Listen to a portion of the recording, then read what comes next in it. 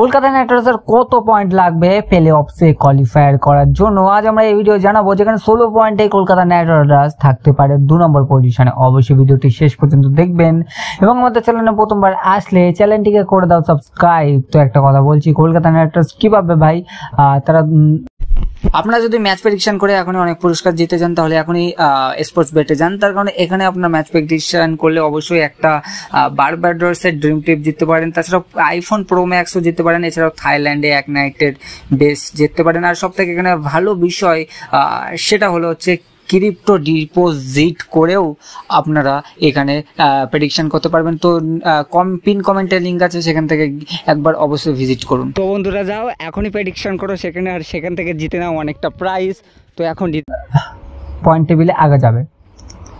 তো প্রথম ব্যাপার, কলকাতা নাইট রাইডার্স 16 পয়েন্ট করলে একদম কনফার্ম তারা কোয়ালিফায়ার, এবং সবচেয়ে বড় কথা তারা 2 নম্বরেও থাকবে, তার কারণ তাদের রান রেট ভাই 1.2। তো ভাই কলকাতা নাইট রাইডার্সের অলরেডি কিন্তু পয়েন্ট এখন আপনারা দেখছেন 10-এর উপরে।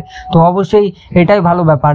আর ভাই কোন 4টে দল করতে পারে সেমিফাইনালে উঠতে পারে, আমি তো রাজস্থান, কলকাতা কনফার্ম এবং হায়দ্রাবাদ কনফার্ম, কিন্তু চেন্নাই কে উঠবে? চেন্নাই মেবি, চেন্নাই আর লখনৌর মধ্যে একজন।